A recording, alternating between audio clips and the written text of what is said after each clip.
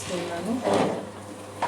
ఈరోజు వాక్య ధ్యానం నిమిత్తము దేవుడు నాకు తెలియజేసినటువంటి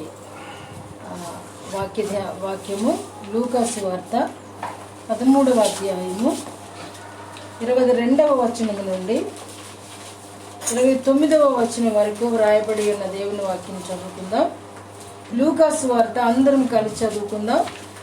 ప్రతి ఒక్కరూ చూడండి. లూకాసు వార్త 13వ అధ్యాయము 22వ వచనం నుండి. ఆయన యెరూషలేమునకు ప్రయాణమైపోవచ్చు, బోధించుచు పట్టణములోను గ్రామములోను సంచారం చేయుచుండెను. ఒకడు, ప్రభువా, రక్షణ పొందువారు కొద్దిమందేనా అని ఆయన అడగగా, ఆయన వారిని చూచి, ఇరుకు ద్వారమున ప్రవేశింపపోరాడుడి, అనేకులు ప్రవేశింపచూతురు కానీ వారి వలన కాదని మీతో చెప్పుచున్నాను. ఇంటి యజమానుడు లేచి తలుపు వేసిన తరువాత మీరు వెలుపల నిలిచి తలుపు తట్టి, అయ్యా, మాకు తలుపు తీయమని ఆరంభించినప్పుడు ఆయన మీరు ఎక్కడి వారో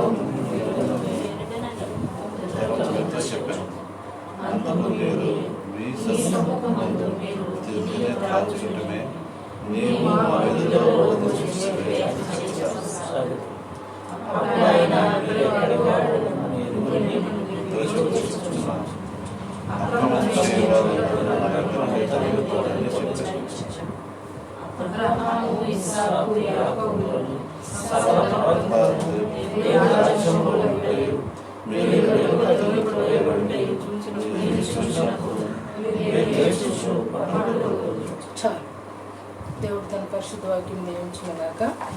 ఈ వాక్యము దేవుడు నాకు తెలియజేశారండి. నిన్నటి దినం ఆరాధనకి ముందు నేను ప్రార్థిస్తూ ఉన్న టైంలో దేవుడు నాకు ఒక విజన్ ఇచ్చారండి. ప్రార్థన చేస్తూనే ఉన్నాను, ఈరోజు ప్రార్థనకి రారు అని. అది ఎలా అంటే, శత్రువు అది మానసిక మనుషుల్ని మానసికంగా హింసించేటువంటి దురాత్మలు అన్నమాట. వాటి ఆకారాలను బట్టి నేను చెప్తున్నాను. అవి నా ముందు గుంపులుగా నుంచుని డాన్సులు చేస్తున్నాయి. డాన్సులు చేస్తూ ఉంటే నేను అనుకుంటున్నాను, ఇదేంటి, నేను లేట్గా ఏమి రాలేదే, నేను టైంకే వచ్చాను కదా, ఇదేంటి అని నాకు కాసేపు అర్థం కాలేదు.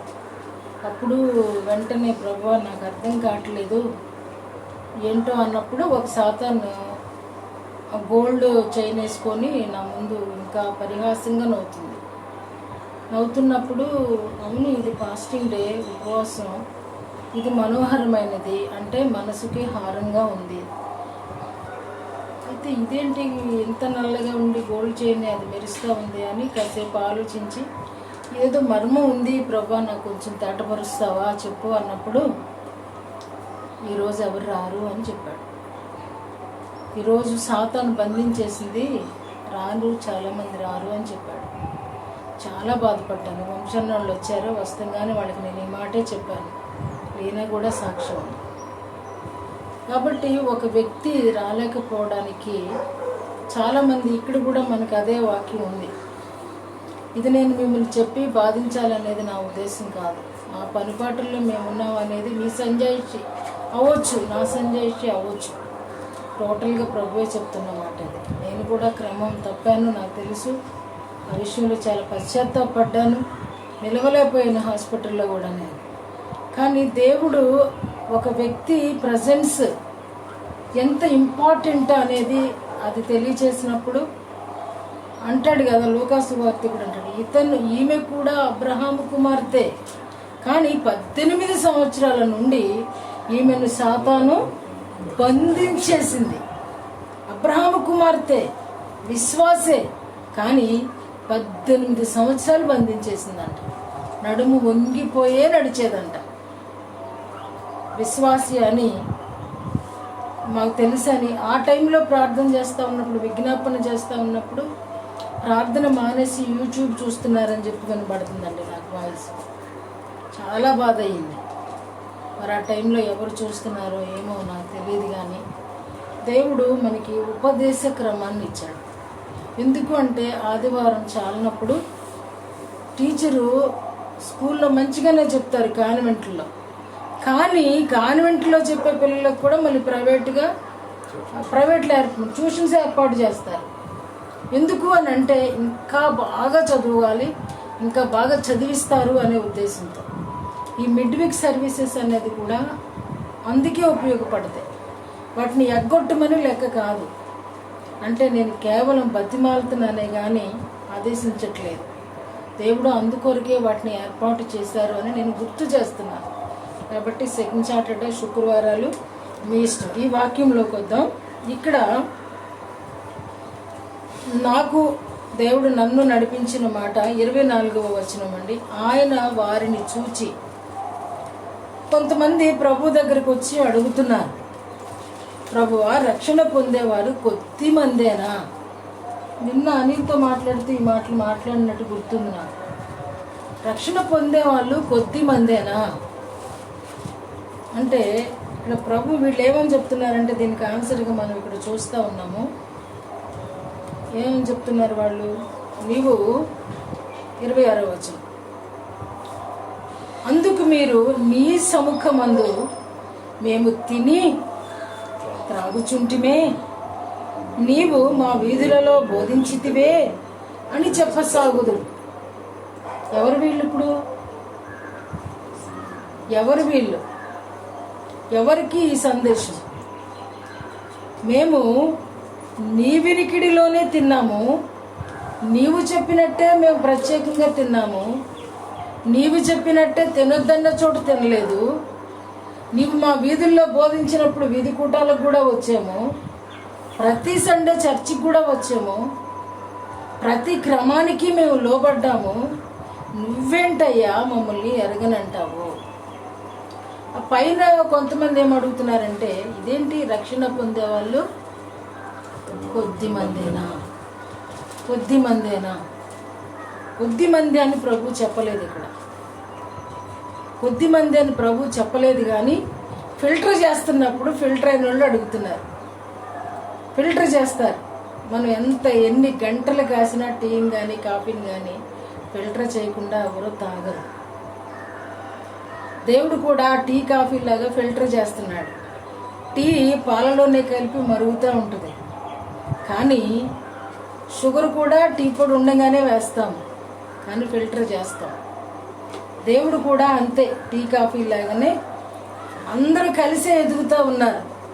అందరూ ఆయన బోధ వింటూ ఉన్నారు, ఆయన పెట్టింది తింటూ ఉన్నారు, త్రాగుతూ ఉన్నారు. తినడం త్రాగటం, రొట్టె విరిచారు తిన్నారని కూడా నేను అంటాను. కానీ వీళ్ళు ఎక్కడున్నారు అని అంటే పండ్లు కొరికి ఏడ్చే చోట ఉన్నారు.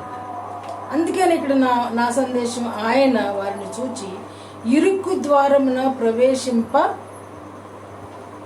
ఏమనుంది? తర్వాత ముక్క చదవండి.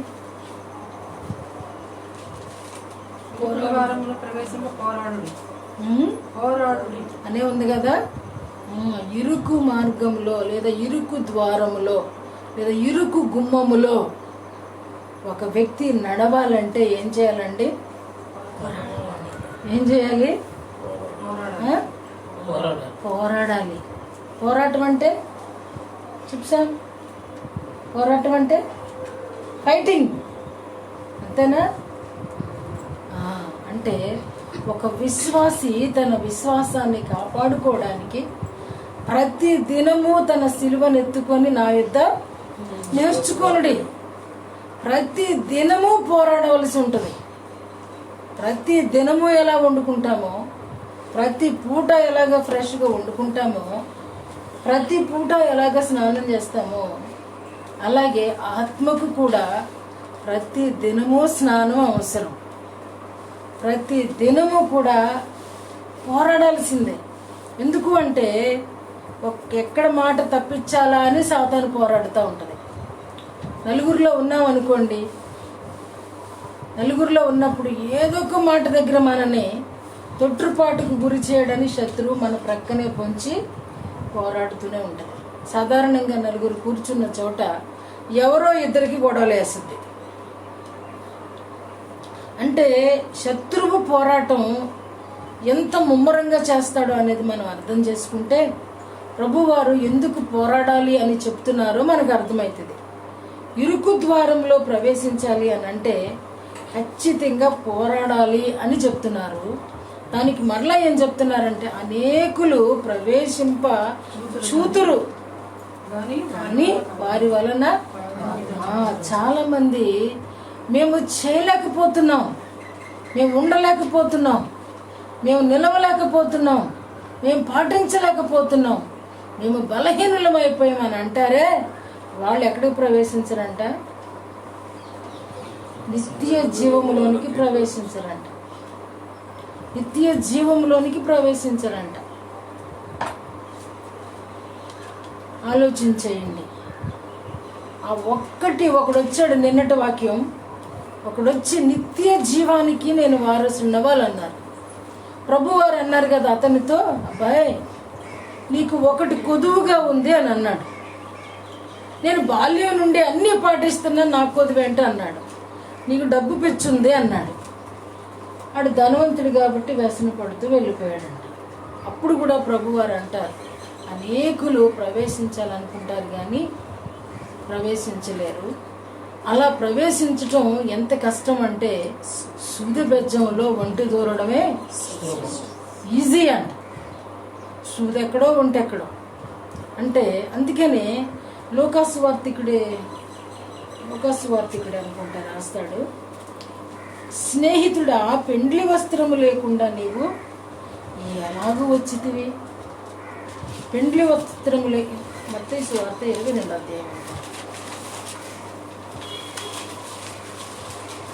అవును, మత్తయి సువార్త 22వ అధ్యాయం 12వ వచనం. స్నేహితుడా పెండ్లి వస్త్రము లేక ఇక్కడికి ఎలాగూ వచ్చితివని అడుగగా. అంటే ఎంత దుర్లభమో ఆలోచించండి. ఇరుకు మార్గమున ప్రవేశించ పోరాడుడి. పోరాటం లేని విశ్వాసి కాదు. చాలామంది అనుకుంటారు ప్రార్థన చేసేవాళ్ళు వీళ్ళకేంటి ఎట్ట ఏడుస్తారు, వీళ్ళకేంటి కష్టాలు, వీళ్ళేంటి ఎట్ట మనం చూసినప్పుడు ఉసూరుమంటూ ఉంటారు అని అనుకుంటారు. పోరాటమే. పోరాటం లేనోడు విశ్వాసి కాదు. యేసయ్యకి పోరాటం లేదా? యేసయ్య పోరాడారా? పరిస్థితులతో పద్దాక పోరాటమే ఆయనకి. స్వస్థపరిస్తే ఒక పోరాటం, స్వస్థపరచకపోతే ఒక పోరాటం, బోధిస్తే ఒక పోరాటం, బోధించిన తర్వాత మరొక పోరాటం. బోధిస్తే మీ బోధకుడు ఏంటి అట్ట చెప్పాడు, స్వస్థపరిస్తే ఆదివారం స్వస్థపరిచాడండి. స్వస్థపరిస్తే ఒకవేళ దయ్యం వల్ల స్వస్థపరిచాడు. ఇలాగా ప్రభువుకే పోరాటం అండి. నేను పోరాడి గెలిచాను కాబట్టి ఇప్పుడు మీరు కూడా ఏంటంటే నిత్య జీవానికి రావాలి అని అంటే వ్యసనం కాదు ఆ వ్యక్తికి ఉండవలసింది. ఎందా చెప్పారు, వ్యక్తికి ఉండవలసింది గర్వం కాదు, వ్యక్తికి ఉండవలసింది అహంకారం కాదు, వ్యక్తికి ఉండవలసింది కపటం కాదు. ఆ వ్యక్తికి కావలసింది పోరాటం. చాలామంది శరీరంతో పోరాడుతూ ఉంటాం. ఎందుకు? శరీరం సహకరించట్లేదు అని అంటే శరీరం నీ మీద పెత్తని చెలాయిస్తుంది. శరీరానికి నువ్వు అధికారం ఇచ్చావు కాబట్టి శరీరం పోరాడదు, శరీరం లెగనీదు. ఇక్కడేమంటున్నాడంటే నీతో తిన్నామయ్యా, నీతో త్రాగేమయ్యా, మా వీధుల్లో నువ్వు స్వార్థ చెప్పినప్పుడు మేము కూడా వచ్చామయ్యా, 5 రొట్టెలు పంచినప్పుడు మేము ఉన్నామయ్యా, రొట్టె విరిచినప్పుడు కూడా మేము ఉన్నామయ్యా, కానీ మమ్మల్ని ఏంటయ్యా లోపలికి రావద్దంటావు. ఎందుకంటే వీళ్ళు తినేవాళ్ళు తాగేవాళ్ళే, అక్కడక్కడ వెతికేవాళ్ళే కానీ అసలు వెతకవలసిన చోట్ల వెతికేవాళ్ళు కానందువల్ల ప్రభువారు ఏమంటున్నారంటే మీరెవరో నాకు తెలియదు. దీన్ని మత్తయి సువార్త కూడా చక్కగా రాశాడు. 7వ అధ్యాయం 13వ వచనం చూడండి. మత్తయి సువార్త 7వ అధ్యాయం 13వ వచనం. ఇరుకు ద్వారమున ప్రవేశించుడి, నాశనముకు పోవు ద్వారమును వెడల్పును, ఆ దారి విశాలమునై ఉన్నది, దాని ద్వారా ప్రవేశించు వారు అనేకులు. జీవముకు పోవు ద్వారము ఇరుకు, ఆ దారి సంకుచితమునై ఉన్నది, దాని కనుగొని వారు కొందరే.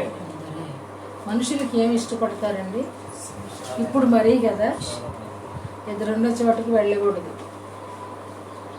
సాతాను చూసారు ఎలా బిగిచ్చేసిందో మనల్ని. అసలు మనిషికి కాంటాక్ట్ లేదు, మనుషులు కూడుకోవటం లేదు, మనుషులు పట్టుకోవటం లేదు, మనుషులు ప్రేమని వ్యక్తపరచుకోవడానికి లేదు. ఎటువంటి బిగించిందో చూసారా? ఇక్కడ ప్రభువారు చెప్తున్నారు, ఇరుకు ద్వారమున ప్రవేశించుడి, నాశనమునకు పోవు ద్వారము వెడల్పును, దాని దారి విశాలమునై ఉన్నది, దాని ద్వారా ప్రవేశించువారు అనేకులు. జీవమునకు పోవు ద్వారము ఇరుకును, ఆ దారి సంకుచితమై ఉన్నది, దాని కనుగొని వారు కొందరే. ఇది నిత్య జీవానికి. అందుకనే ఇక్కడ ఏమంటున్నారంటే, ఏంటి ప్రభువా, ఈ రక్షణ పొందేవాళ్ళు కొద్ది మందేనా? ప్రభువారు కూడా ఏం చెప్తున్నారు, ఆ ఇరుకు మార్గము, ఆ పోరాటాన్ని ఇష్టపడే వాళ్ళందరంట కొద్ది మందే. ఏసై దగ్గర బ్యాచ్లు లేరు. ఇవాళ సంఘాలలో ఉన్న వాళ్ళందరూ కూడా ఏసై దగ్గర లేరు. లక్షల మంది ఒక్కొక్క సంఘానికి సభ్యులుగా ఉన్నారు. కానీ ఆనాడు ప్రభు దగ్గర ఆ నిత్య జీవపు మాటలు వినటానికి వచ్చిన వాళ్ళు కొద్ది మందే నిలిచారు. 11 మందే నిలిచారు. 11 మందే నిలిచారు. 12వ వాడు చీటీ ద్వారా వచ్చినాడు. ప్రభు కూడా ఒకరిని పోగొట్టుకున్నాడు. యోధాని ప్రభు కూడా పోగొట్టుకున్నాడు అనటం కంటే ఆడే పోయాడు అంటాం బెటర్. కాబట్టి ఈరోజు దేవుని వాక్యం మనతో మాట్లాడుతుంది. ఆ ఇరుకు ద్వారాన్న ప్రవేశించాలి అని అంటే మనలో పోరాటం చాలా అవసరం. పోరాటం లేనివాడు, పిల్లలైతే చదువు అని ఆడితో పోరాటం చేస్తాం. తినకపోతే తిను అని పోరాటం చేస్తాం. మంచి బట్టలు ఉండి వాడు కట్టుకోడు అని అంటే అది కట్టుకోని పోరాటం చేస్తాం. అంటే వాళ్ళ ఇష్టానికి మనం ఏది అప్పగించం. చిన్నప్పుడు బాల్యం నుండి కూడా తల్లిదండ్రులు పిల్లల ఇష్టానికి అప్పగించరు, ఒప్పుకోరు. ఇదేసుకోవయ్యా, ఇదే బాగుంటుంది, అదేసుకోవద్దు అంటాం. చిన్నప్పటి నుంచి కూడా పిల్లలకి టేస్టులు ఉంటాయి. వాడు పట్టుకుని కూర్చుంటారు, ఇది వేయమని. చచ్చినా మనం అదేయం. ఎందుకు అని అంటే మానవుడికి ఎప్పుడూ కూడా స్వార్థం. నేను చెప్పిందే వినాలి. ఎందుకంటే ఏలమంటే ఎవరిని వెళ్తున్నామంటే సాతాన్ని ఏలాల్సిన వాళ్ళం అయ్యుండి ఇంట్లో ఏలేవాళ్ళలాగా ఉన్నాం. స్వాతంత్ర్యం లేదు ప్రజలకి, బిడ్డలకి కూడా స్వాతంత్ర్యాన్ని ఇవ్వలేకపోతున్నాం. ఎందుకంటే నైజం అక్కడి నుంచే వచ్చేసింది. కాబట్టి ఈరోజు ఇరుకు మార్గాన్న ప్రవేశించడానికంట చాలామంది ఇంట్రెస్ట్ చూపించరంట. పోరాటం చేయడానికి చాలామంది ఇంట్రెస్ట్ చూపించరంట. అందుకనే యోహాను సువార్తికుడు అంటున్నాడు 10వ అధ్యాయం 8వ వచనంలో చూడండి, గొర్రెలు పోవు ద్వారము నేనే, గొర్రెలు పోవు ద్వారము నేనే, నాకు ముందు వచ్చిన వారందరూ దొంగలను దోచుకుని వారునై ఉన్నారు. గొర్రెలు వారి స్వరము వినలేదు. నేనే ద్వారమును, నా ద్వారా ఎవడైనా లోపల ప్రవేశించిన ఎడల వాడు రక్షింపబడిన వాడై లోపలికి పోవచ్చు, బయటికి వచ్చుచు మేత మేయుచు నుండును. ఇక్కడ ఏమని చెప్తున్నాడని అంటే ఒక గొర్రెను సాదృశ్యంగా పెట్టి ఒక వ్యక్తి గురించి ప్రభువారు మాట్లాడుతూ, అబ్బాయి ఇరుకు ద్వారాన ప్రవేశించమన్న నేనే, ఆ ద్వారం ఎవరు అని అంటే నేనే, నా ద్వారానే లోపలికి రండి, నా దగ్గరే నేర్చుకోండి, నేను పెట్టేది తినండి, నాలో స్వాతంత్ర్యాన్ని తీసుకోనండి. మీరు మీ బిడ్డలకి స్వాతంత్ర్యం ఇవ్వకపోయినా పర్లేదు, కానీ నేను మీలంటోండి కాదు. నేను మీకు సంపూర్ణ స్వాతంత్ర్యాన్ని ఇస్తాను. మీరు బయటికి రావచ్చు, లోపలికి వెళ్ళొచ్చు. నేను మిమ్మల్ని లోపల పెట్టి బంధించను. మీరు తినొచ్చు, త్రాగొచ్చు, హ్యాపీగా ఉండొచ్చు, బయటికి వెళ్ళొచ్చు, లోపలికి రావచ్చు. ఎందుకనంటే లోపల ప్రవేశించిన ఎడల వాడు రక్షింపబడిన వాడై. ఎవరైతే ప్రభువులోకి వస్తారో, ఎవరైతే ప్రభువుని అతనిలోనికి చేర్చుకుంటారో వారేంటి అనంటే రక్షించబడిన వారు. ఇక్కడ అడిగారు కదా, కొద్దిమందైనా రక్షించబడేవాళ్ళు. ఇప్పుడు ఎవరు రక్షించబడతారయ్యా అనంటే ఆయన లోపలికి వచ్చిన వాళ్ళు, ఆయనలో నిలిచిన వాళ్ళు మాత్రమే రక్షించబడతారు. ఎందుకనంటే నేనే ఆ ద్వారాన్ని అని యేసు ప్రభు చెప్తున్నారు. నేనే ఆ ద్వారాన్ని, నేను తప్ప ఇంకొక ద్వారం లేనే లేదు. ఈ మాటలే ఇర్మియా భక్తుడు కూడా చెప్తున్నాడు. చూద్దాం 7వ అధ్యాయము, ఇర్మియా గ్రంథం 7వ అధ్యాయము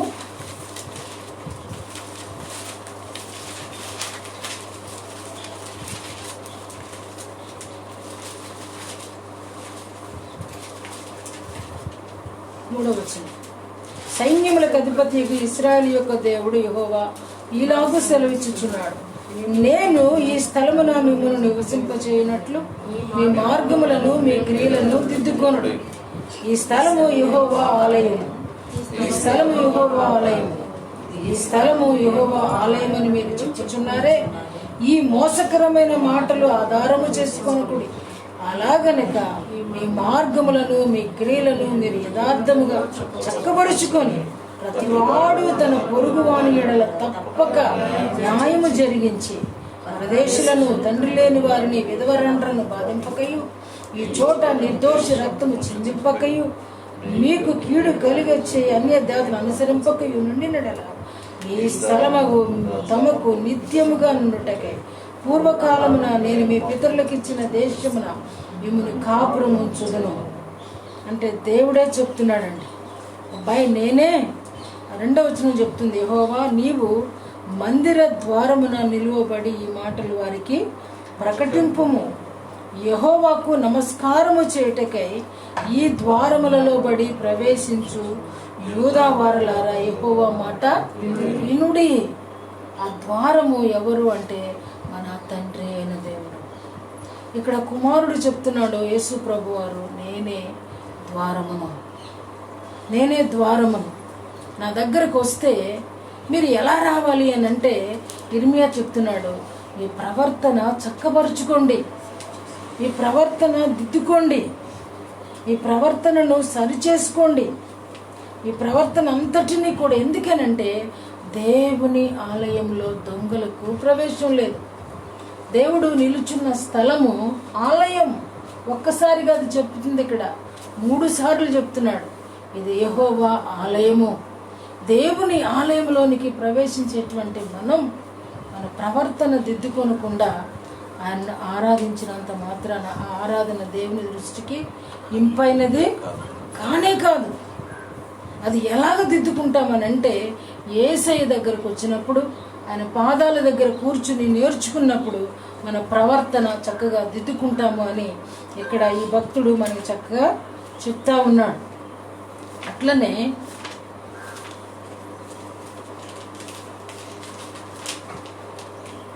లూకాసు వార్త 12వ అధ్యాయం 35వ వచనం కూడా చూద్దాము.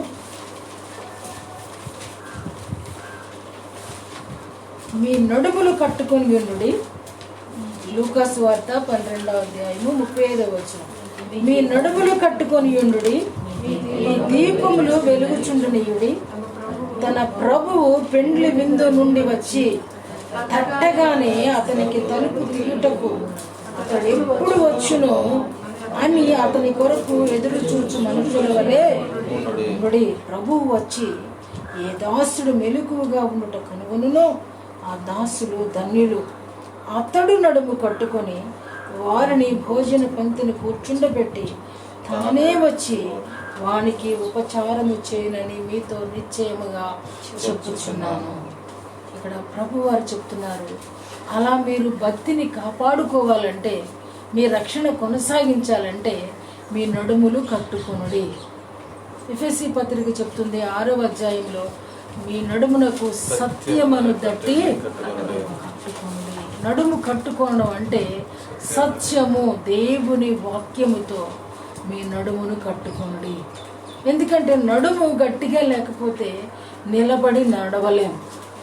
నడుము నొప్పుల వాళ్ళందరూ, వెన్నుపూస అరిగిపోయిన వాళ్ళందరూ ఏం చేస్తారు? ఇలా వంగుని నడుస్తారు. అందుకని దేవుని వాక్యం అనే సత్యముతో మీ నడుములు కట్టుకొనుడి. మీ దీపము వెలుగుచుండనీయుడి. అంటే కంటిన్యూస్ టెన్స్. మీ దీపాలు ఎప్పుడు వెలుగుతూ ఉండాలి. అంటే రాత్రి అయినప్పుడు పగలైనప్పుడు మనం లైట్స్ ఆఫ్ చేస్తాం. ఇది కాదు, మన ఆత్మ దీపం ఎప్పుడు వెలుగుచుండాలంట, ఎప్పుడు వెలుగుచుండాలి.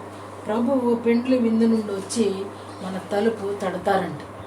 ఆ తట్టంగానే ఎవరైతే రెడీగా ఉంటారో రాత్రి అనక అంటే నిద్రపోవద్దు అనేది ఇక్కడ ఉద్దేశం కాదు.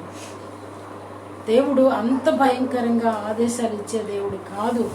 మన ప్రభువు అంత కఠినుడు కాదు. మీరు అసలు రెస్ట్లెస్గా ఉండి గుడ్లప్పు చెప్పి చూడమనేది దీని అర్థం కాదు. ఆత్మీయ మెలకువ. ఒక కళ రావడం గానే తుల్లిపడి లెగడం ఆత్మీయ మెలకువ. ఒక విజన్ రావటమే తుల్లిపడి లెగడం ఆత్మీయ మెలకువ. ఏదన్నా ఒక సౌండ్ రావడమే, ఒక వాయిస్ వినబడడమే తుల్లిపడి లెగడం ఆత్మీయ మెలకువ. ఇది దేవుడు ఉండమనేది. కళ వచ్చినాక బాగా నిద్రపోయి ఆ కళ వచ్చిందని పెద్ద ఘనంగా చెప్తారు. ఆ కళకు అర్థం తెలియదు. అంటే కళ వచ్చిందండి అంటారు. కళకు అర్థం తెలుసుకోవటానికే, అంటే ప్రభు నీతో మాట్లాడటానికే నీకు కళ ఇచ్చారు. నువ్వెవరికో చెప్తాడు ప్రభువా? మనిషే. ఆ కళకి అర్థం కూడా చెప్పేవాడు ఆయనే. దానియేలు ఎక్కడికి వెళ్ళాడండి కళ అర్థం తెలుసుకోవడానికి? దేవుని దగ్గరికి వెళ్ళాడు. అర్థం చెప్పినాక ప్రభువుని ఏమంటున్నాడండి? నీవు మర్మములను బయలుపరిచే దేవుడు ఒక పరలోకమందు ఉన్నాడు అంటున్నాడు. ఒక మర్మాన్ని ఇచ్చి మాట్లాడేది దేవుడు, నీకు అర్థం కాకుండా చెప్పేది దేవుడు. ఎందుకంటే అర్థం అవ్వడానికి నువ్వు ప్రయత్నం చేసి మరలా అడుగుతావు. శిష్యులతో ఆ కొద్ది మంది అన్నమే, ఆ కొద్ది మందే రక్షణ పొందారంటున్నామే, ఆ 12 మంది కూడా అదే చేసేవాళ్ళు. ఆయన పబ్లిక్కి వచ్చినప్పుడు ఉపమానం చెప్పేవాళ్ళు. పబ్లిక్లో లేనప్పుడు, ఒంటరిగా ఉన్నప్పుడు వాటి అర్థం ఏంటి ప్రభువా అని అడిగి తెలుసుకునేవాళ్ళు. ఇది సీక్రెట్. ఇది ఆ కొద్ది మందికి ఉన్న సీక్రెట్ ఏంటంటే ప్రతి దాన్ని కూడా అర్థాన్ని, పరమార్థాన్ని, భావాన్ని తెలుసుకోగలిగిన సామర్థ్యం ఎక్కడొచ్చిందంటే ఆయన ఒంటరిగా ఉన్నప్పుడు. ఆయన ఒంటరిగా ఉన్నప్పుడు అటువంటి కృప వాళ్ళకు దొరికింది. ఎందుకని ఈ దేవుడు నడుము కట్టుకొని నీ దీపం వెలుగుచుండని అంటున్నాడంటే, నా దగ్గరికే వస్తూ పోతూ ఉండండి అని ఎందుకు చెప్తున్నాడంటే, నా దగ్గరే రక్షణ ఉందని ఎందుకు చెప్తున్నాడంటే, ఆయనే ప్రతి దానికి కర్త కనుక. కర్త, కర్మ, క్రియ అన్నీ ఆయనే కనుక. అందుకనే ఈరోజు ఏమంటున్నాడంటే, మీ నడుములు కట్టుకోండి అంటే వాక్యాన్ని ఎప్పుడు కూడా మీ కళ్ళల్లో పెట్టుకోండి, మీ హృదయంలో పెట్టుకోండి. ఈ ఆత్మని, ఈ దీపాన్ని, పరిశుద్ధాత్ముని మీలో ఉంచుకోండి. ఆయన ఏం చేస్తాడంటే, నువ్వు మందమతిగా నిద్రపోయినప్పుడు, అరే 4 అయింది లెగరా, లేచి ప్రార్థన చేయి. ఒక్కరోజు నా వంశాన్ని చెప్పినట్టు ఒక్కరోజు తప్పు చేస్తే, ఒక్కరోజు నేను లేవలేదండి, 4:30 అయింది. ఆ టైంలో 3 అయినప్పుడు నేను మెలకు వచ్చింది. అది బహుశా ప్రార్థన చేయమని ప్రభు చాలా ఫ్రీగా ఉన్నాను. ఆ ఫ్రీ అయిపోయాను అని అంటే అది ప్రార్థనా సమయం అని నాకు అర్థమైంది. కానీ ఈ బండ శరీరం మాత్రం ఏమంటుందంటే, ఇంకా 4 పడుకో అంటుంది. ప్రభు నేను 4ంటికి లేస్తానయ్యని పడుకున్నాను. అంతే. ఈ లోపు ఏంటంటే మా 2 పిల్లల్ని కూడా సైతానుడు ఎక్కించుకెళ్ళిపోతున్నాడండి. తుల్లి పడలేసాను. టైం చూసుకున్న 4:30. అమ్మో, అరగంటకి అయిపోయింది. ప్రభు ఏంటయ్యా నువ్వు లేగలేదు, నువ్వు లేకపోతే ఇంతే. క్రమం తప్పితే సాతానికి అధికారం వచ్చేస్తుందండి. మన పిల్లల్ని ఎత్తుకెళ్ళిపోతాడండి. మరణం అంట కిటికీలెక్కి చూస్తుందంట. ఎక్కడుందండి ఇప్పుడు? ఎక్కడ ఉందండి కిటికీ? కిటికీ ఎక్కడుంది? ఇంటికి ఉంది. నీ ఇంటి చుట్టూ కుక్క తిరిగినట్టు తిరుగుతూ ఉన్నాడు. అందుకనే కీర్తనకారుడు కూడా అంటాడు, శత్రువు అంట కుక్కలాగా మురుగుతూ ఉంటాడంట. పొద్దున వస్తాడంట, సాయంకాలం వస్తాడంట. అందుకే మనల్ని ఏమంటున్నాడంటే, నిత్యము మీ దీపము వెలుగుచుండ నిలుడి. అంటే పరిశుద్ధాత్ముడు మనకి నివాస స్థలమైనప్పుడు ఆయన ఏం చేస్తాడంటే, కరెక్ట్గా ఒక్కొక్క రోజు వాచ్ తెచ్చి నా ముందు ఉంటుందండి. 4:00 AM అని పడి ఉంటుంది దాని మీద. పర్ఫెక్ట్ దేవుడు అండి మన దేవుడు. ఎక్కడ తప్పులో పడలేని దేవుడు అండి, కాపాడే దేవుడు. ఇలాంటి వాళ్ళు ఎవరైతే ఉంటారో, అలా తట్టంగానే లేచి కూర్చునే వాళ్ళు ఎవరుంటారో అంటే ఆ రోజు కాదండి, ఈరోజు వాక్యం చెప్తుంది. ఎవరైతే వచ్చి 4 అయింది లే అంటే టక్కన లేచి కూర్చుంటాడో వాడు ధన్యుడు, వాడు ధన్యుడు. లే, సాయంత్రం 6 అయింది లే అని అంటే టక్మని కూర్చునేవాడు ధన్యుడు. వాడికంట ప్రభువే వచ్చి భోజనం వడ్డిస్తాడు. ఆయనే వచ్చి భోజనం ఉపచారం చేస్తారంట. దేవాతి దేవుడు ఆయనే వచ్చి మనకి ఉపచారం చేస్తారంట, సర్వీస్ చేస్తారంట, సర్వింగ్ చేస్తారంట. నిజంగా ఇది ఎంతమంది కోరుకుంటున్నాం, ఎంతమంది కోరుకుంటున్నాం? కీర్తనకారుడు కూడా చెప్తున్నాడు, 118వ కీర్తన 20వ చరణం అనుకుంటా. ఇది యెహోవా గుమ్మము, నీతిమంతులు అందులోనికి ప్రవేశించి. చూడండి ఆ మాటలు, 118వ కీర్తన 20వ చరణం. ఇది యెహోవా గుమ్మము, నీతిమంతులు దానిలో ప్రవేశించెదరు. చూసారా, చాలు. ఇది యెహోవా గుమ్మము. ఈ ద్వారం ఎవరిదంటే మన తండ్రి ద్వారం. ఇందులోనికి ఎవరు వస్తారయ్యా అంటే నీతిమంతులు మాత్రమే వస్తారు. ఎవడు కూడా పిండ్లి వస్త్రం లేనివాడు అనేవాడు ఎవడు కూడా లోపలికి, నడుగు కట్టుకొని వాడు ఎవడో లోపలికి రాడు, దీపం వెలుగుతూ ఉండని వాడు ఎవడో కూడా లోపలికి ప్రవేశించని వీలు లేదు అని దేవుని వాక్యం సెలవిస్తూ ఉంది. తర్వాత ప్రకటన గ్రంథం కూడా 3:20వ అధ్యాయం చూడండి. ప్రకటన గ్రంథం 3వ అధ్యాయం. మనం ఇవన్నీ ధ్యానించాం. లవోదికయ సంఘముతో చెప్తున్న మాటలు 20వ వచనం. ఇదిగో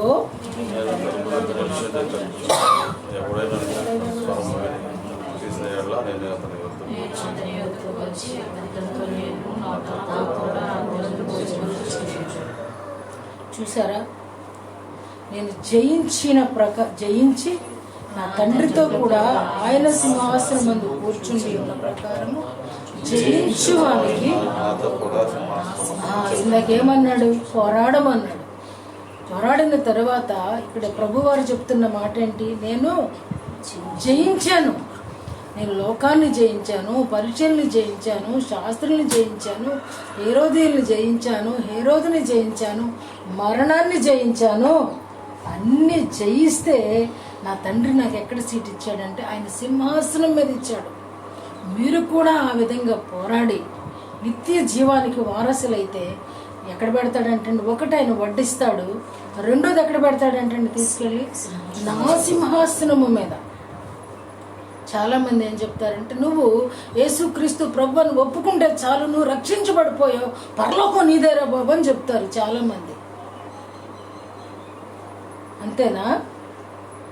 ఒక అన్యుడు దారంట పోతా యేసయ్య దేవుడు, అన్యులు నమ్మరండి?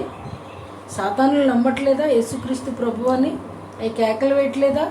ఓ నిజముగా నువ్వు దేవుని కుమారుడు అని కేకలు వేసినాయి అంటే అవి మారు మనసు పొందలేయా? వాటికి రక్షించేస్తాడా దేవుడు? అంతే. ఆ సమయంలో టైం లేదు దొంగకి. నువ్వు క్రీస్తువి అని ఒప్పుకున్నాడు, దేవుడు రక్షించాడు.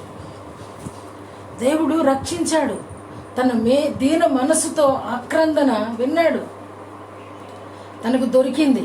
సమయం ఉండి అంత అందుతూ ఉన్నవాడు కూడా ఆ యేసు దేవుడు అంట భజన చేస్తూ ఉంటే అయిపోయిద్దా? ఎలా ఉండాలంట, నడుము కట్టుకోవాలి, దీపం వెలుగుతూ ఉండాలి, ప్రతి అక్రమాన్ని తొలగించుకోవాలి. అప్పుడే ఇక్కడ కూడా ఏం చెప్తున్నాడంటే, ఎవడైనను నా స్వరము విని నేను తలుపునొద్ద నిలుచుండి తట్టుచున్నాను అంటే ఈ తట్టడం ఈ వాక్యమే. ప్రతి వారం తడుతుంది వాక్యం. నేను ప్రతి వారము గుండెని తాకే వాక్యాలు మరి చెప్పే నాకైతే తాగుతున్నాయి. వింటున్న వాళ్ళతో నేను చెప్పలేను కదా. ప్రతిరోజు నేనే కాదు, సెల్ ఫోన్ కూడా తడుతుంది మిమ్మల్ని. సెల్ ఫోన్ కూడా తడుతుంది. ఎంతమందో సేవకులు అంటే అందరిది విని కామన్ అయిపోతే నేనేం చెప్పలేను. బాగా చెప్పారు అని అంటే నేనేం చెప్పలేను. కానీ ఆ సందేశంలో ఉన్నటువంటి పరమార్థం నిజంగా గుండెని తాకటమే తలుపు తట్టడం. నీ హృదయపు తలుపు తడుతూ ఉన్నప్పుడు చాలామంది మాట్లాడేటప్పుడు ఏమంటారంటే, కుర్రోడైనా బాగా చెప్పాడండి అంటారు. ఏం చెప్పాడు అని అన్నాం అనుకో, ఒక్క ముక్క చెప్పరండి. ఒక్క ముక్క ఉండదు వాళ్ళ దగ్గర. బాగా చెప్పాడు అన్నదే వింటారు. అంటే భాషా ప్రావీణ్యం ఉన్నా, స్వరం బాగున్నా, అది గట్టిగా చెప్పినా, కసిని తిట్టినా అది బాగుంటుందండి. కానీ హృదయాన్ని తాకేదేదో అది హృదయాన్ని మార్చుద్దండి. నీ హృదయాన్ని ఏ వాక్యాన్ని నువ్వు తీసుకుంటావో ఆ హృదయం లోపలికి జొచ్చి చెడుతనాన్ని తొలగిస్తుందంట. అందుకని ఇక్కడ కూడా ఏం చెప్తున్నాడంటే, నేను నిల్చుండి తడుతూనే ఉన్నాను, ప్రతి వారం తడుతున్నాను. ఎవరైతే నా స్వరము వింటారో, ఎవరైతే నా స్వరము విని తలుపు తీస్తారో అప్పుడు కానీ నేను అతనిలోకి వస్తా.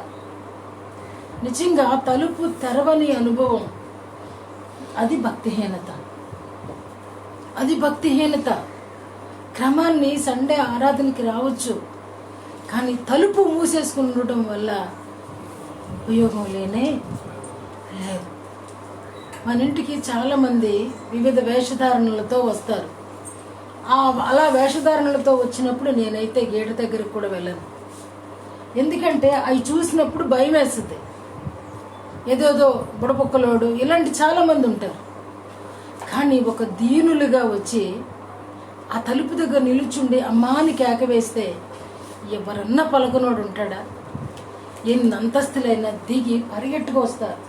అమ్మా భిక్షం పెట్టు అని అంటే నిజంగా దేవుడు ఈ బుడబొక్కలోలాగా చేస్తున్నావు. మనం బుడబొక్కలోడు ఏం చేస్తాడండి? గట్టి గట్టిగా అరుచుకుంటా, ఆడేదో టపా టపా కొట్టుకుంటా, దావరోడు వస్తాడు ఆ బెల్ట్ పట్టుకుని టపా టపా కొట్టుకుంటా, ఆ నెములేకలోడు వస్తాడు టకా టకా కొట్టుకుంటా. అలా గారడీ వాడిలాగా ఉన్నాం మనం. అలా గారడీతనంగా మనం నిజంగా ఆయన అనుసరిస్తున్నామా? ఆలోచన చేయాలి. నిజంగా మనం ఆయన తడుతూ ఉన్నప్పుడు అలాగా అనుకుని మనం తలుపు తెరవట్లేదా? మనం ఎలాగ ఇతరుల వేషధారుల చూసినప్పుడు మనం తలుపు తెరవట్లేదో అలాగే ఈ వాక్యం కూడా అలాగనుకుని తెరవలేకపోతున్నామా? అర్థమైందండి నా మాట? అర్థమైందా? అర్థమైందా? నిజంగా అలా అనుకుని మనం తలుపు అంటే వాక్యాన్ని గారడీగా తీసుకుంటున్నామా? వాక్యాన్ని రొటీన్గా తీసుకుంటున్నామా? అలవాటుగా తీసుకుంటున్నామా? వాక్యాన్ని ఏముందిలే కృపగలిగింది కదా అని అనుకుంటున్నామా? ఇది కృపావార్తే కదా. చాలామంది కృపావార్త చదవరండి.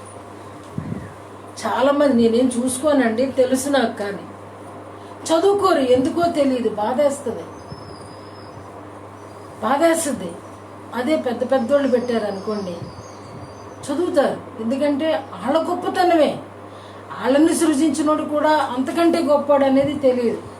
వాక్యాన్ని వాక్యంగా గౌరవించినప్పుడు తలుపు తెరవడం అండి. అది పిచ్చోడు చెప్పాడా ఎచ్చోడు చెప్పాడా కాదండి. వాక్యము ఖడ్గము అనుకున్నప్పుడు టకామని తలుపులు తెరుస్తాం. తెరిచిన తర్వాత ఏం చేస్తామంటే ఆయన స్వరాన్ని స్వీకరిస్తాం. శామి ఒక మంచి మాట అన్నాడు, నాకు శత్రువులు లేరు అన్నాడు. శామి పెద్ద శత్రువు ఎప్పుడు మనకున్నాడు.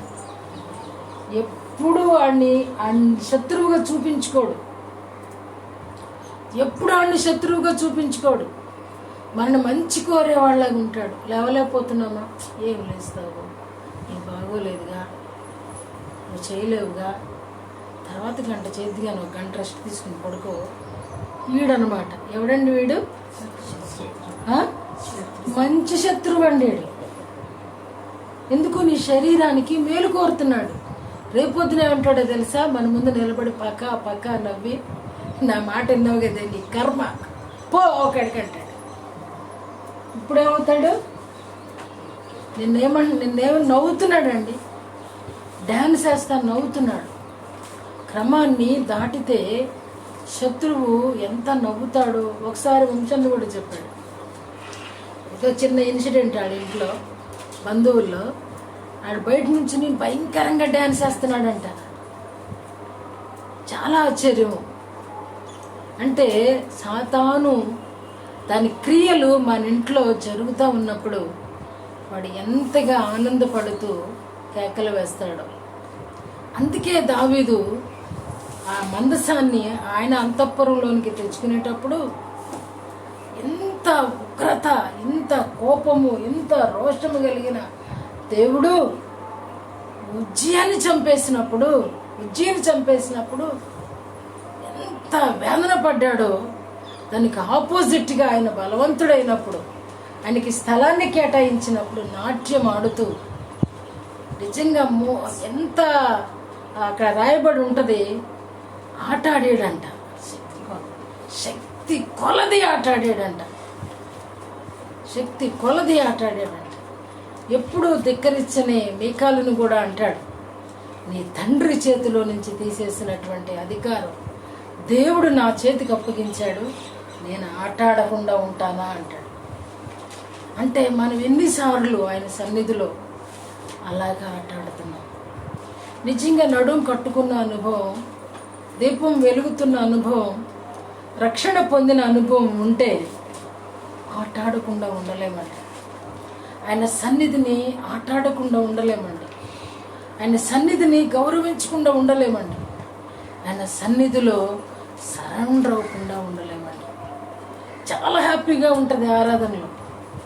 బాధంతా తొలగిపోతున్నట్టు ఉంటుంది, ఎక్కడికో వెళ్ళిపోతున్నట్టు ఉంటుంది. బాధంతా ఎంతో తేలిగ్గా శరీరం ఉంటుంది.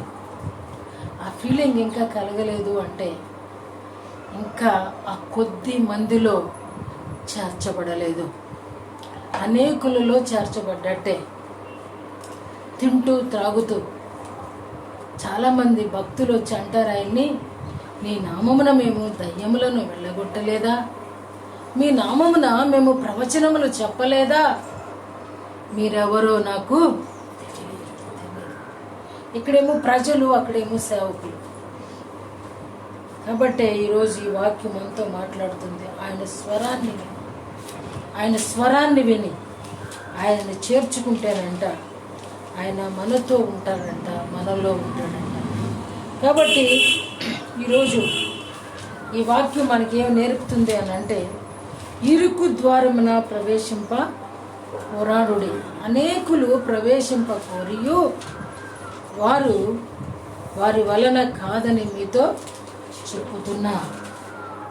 అంటే ఆదివారం వరకే, శనివారాల వరకే అనుకున్నామా, అది ఆ ప్రయాస సరిపోదు. మరి ఏం చేయాలి? నిత్యము మీ దీపము ఎడతెగక ప్రార్థన, ఎల్లప్పుడూ వాక్య ధ్యానము ఉన్న వాళ్ళే ఆ కొద్ది మందిలో ఉంటారు. ఇప్పుడు అందరిలో ఉన్నామా, కొందరిలో ఉన్నామా మన ప్రశ్న. చాలామంది దీనికి ఏమైనా ఆన్సర్ టిక్ పెట్టమని నేను ఇస్తే అందరూ కూడా కొందరిలోనే పెడతారు. ఎందుకంటే అది మనకి ఇష్టం కనుక, వాక్యం అలాగే ఉండమని చెప్తుంది కనుక. కానీ పెట్టే ముందు నా మనం ఏంటంటే, అసలు ఉన్నావా లేదనేది తెలుసుకోమని నేను చెప్తున్నా. ఉన్నానా లేదా అని ఆలోచించమని నేను చెప్తున్నా. ఆ కొందరిలో టిక్ పెట్టే ముందు నిజమేనా, నేను టిక్ చేసేది కరెక్టేనా అని నీవు పరిశీలన చేసుకోమని చెప్తున్నా. అందుకనే ఇక్కడ యజమానుడు లేచి తలుపు వేసిన తరువాత మీరు వెలుపల నిలిచి తలుపు తట్టి, అయ్యా మాకు తలుపు తీయమని చెప్పనారంభించినప్పుడు ఆయన మీరెక్కడి వారో మిమ్మును ఎరుగనని ఉత్తరము మీతో చెప్పును. అంతేకాదు, అక్రమము చేయి మీరందరూ నా యొద్ద నుండి తొలగిపోండి అని చెప్పును. అబ్రహాము, ఇస్సాకు, యాకోబులను ఎంత ధన్యతండి. వరసనే ముగ్గురు, తండ్రి, కుమారుడు, మనవడు.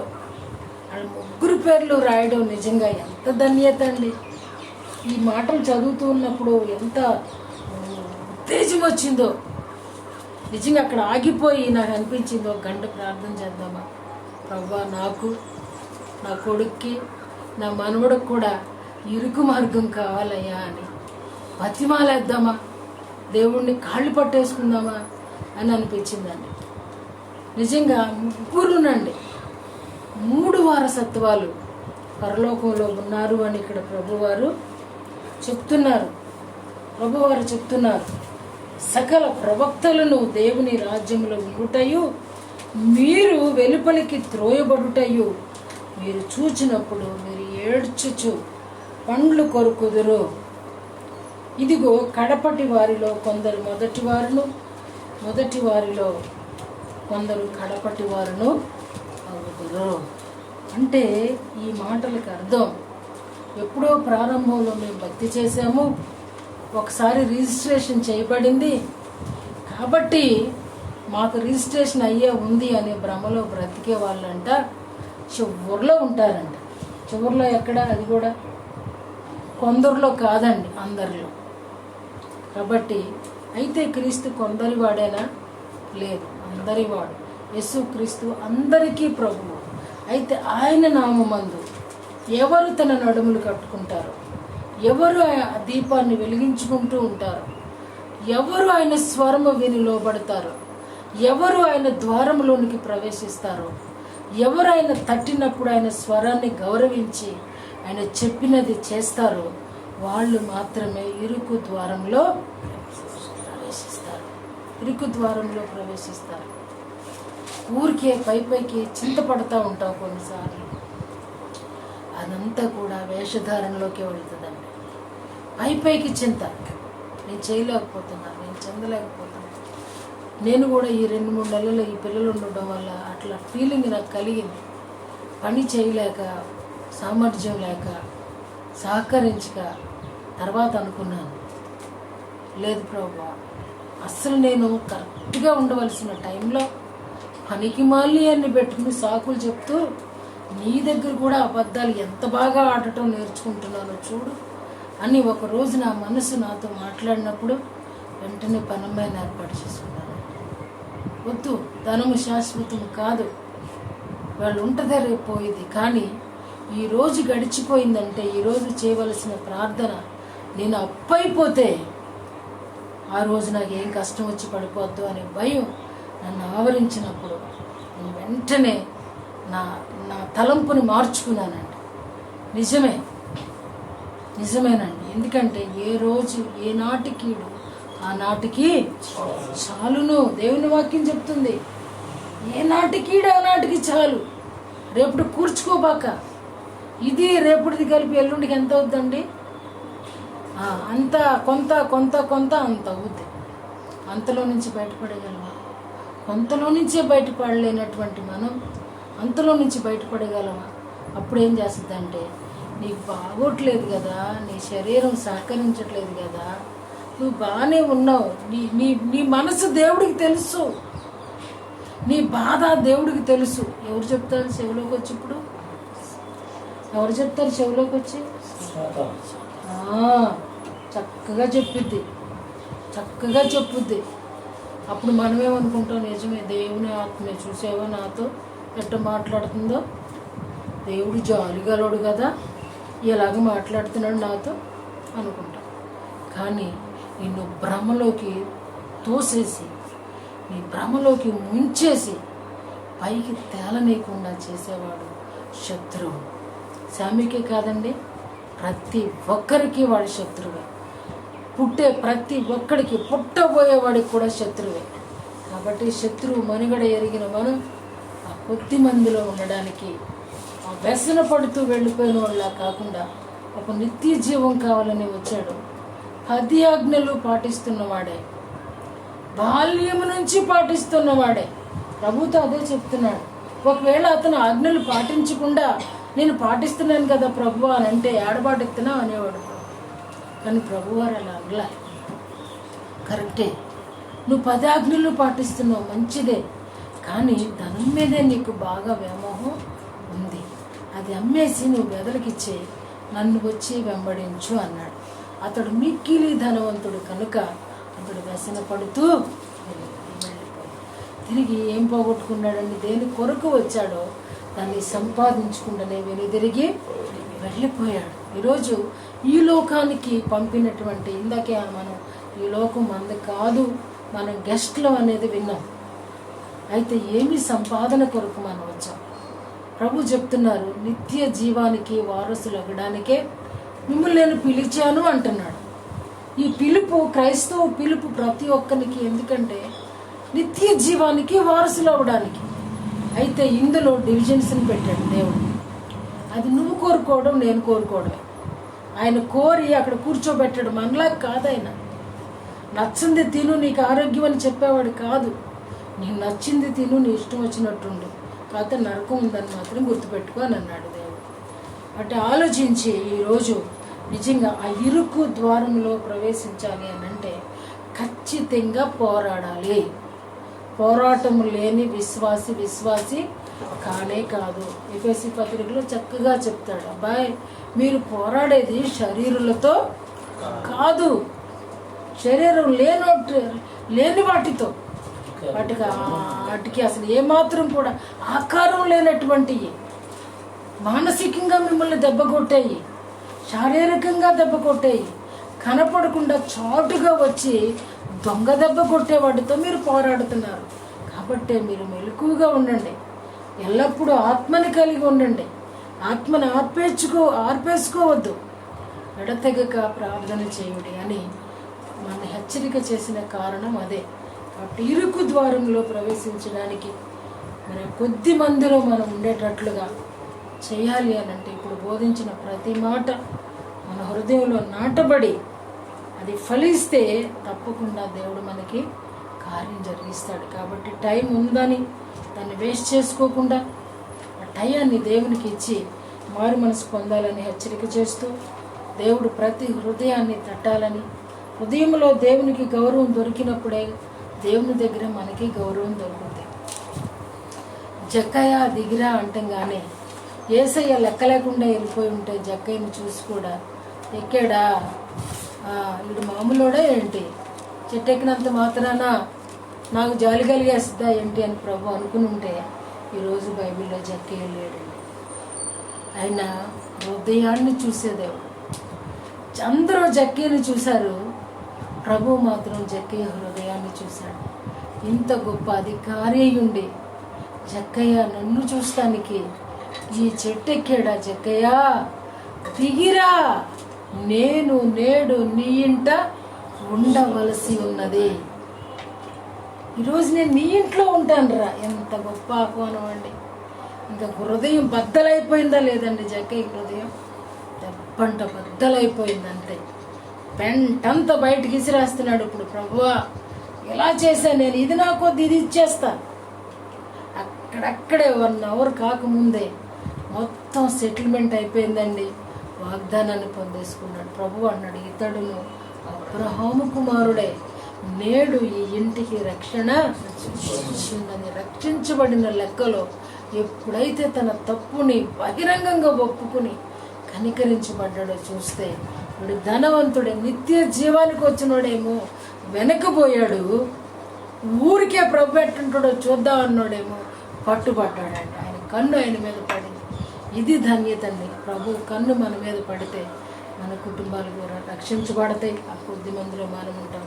లేచి నిలబడండి. ప్రభు తన వాక్యాన్ని దీవించుగాక. ప్రార్థన చేసుకుందాం.